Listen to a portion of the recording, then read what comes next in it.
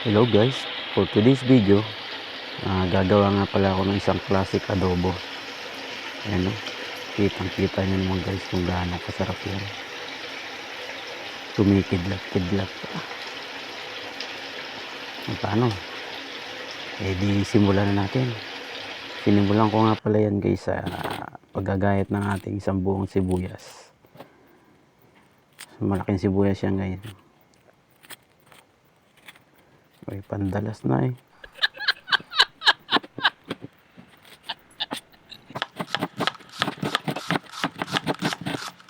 Pagkatapos nyan, naggayat na rin ako ng isang ulo ng bawang.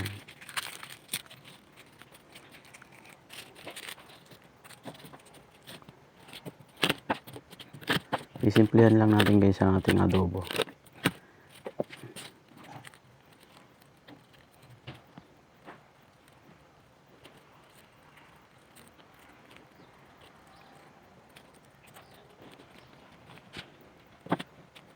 Yeah.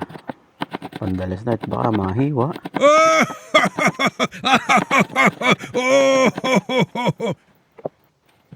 Yan, katapos ng ating bawang, kinuha ko ng ating pork liempo. Medyo matigas pa kasi frozen siya eh. Iwain ko lang siya ng mga pa-cubes. Mga tamang pang bite lang. At ayan na nga, nahiwa na natin lahat ng ating liempo. Isimulan natin ilagay ang ating mga ingredient. Bawang, maraming sibuyas, pamintang buo, at mga 1 cup ng ating soy sauce.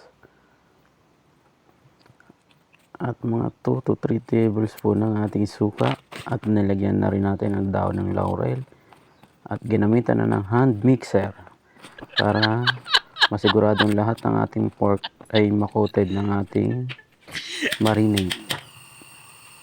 Yan, minarinade ko muna yung mga 30 minutes. Yan, sinimulan natin. Wala tayong gisa-gisa dito guys.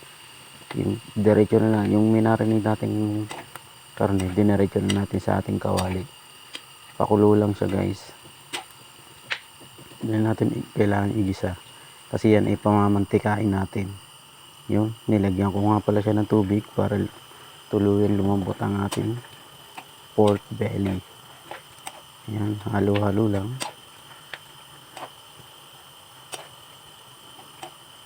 Halo lang yan guys.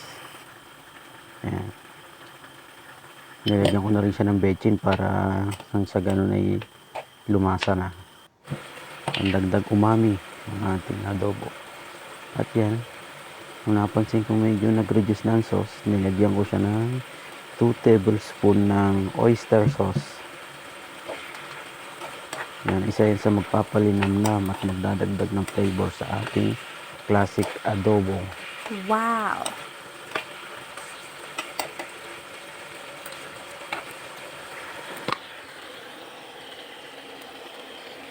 Yan o, iniyabang pa talaga. At yan na nga guys o. See? Kita nyo ba yan? Napiprito na siya sa sarili ng mantika. Nilagyan ko siya ng 1 tablespoon ng brown sugar para pambalance sa kanyang lasa. Para hindi naman puro alat at asin ang ating malalasa. Yan o. Napakasarap nun. At yan na nga ang ating classic pork adobo. Kanin na lang ang kulang dyan guys. Yan o.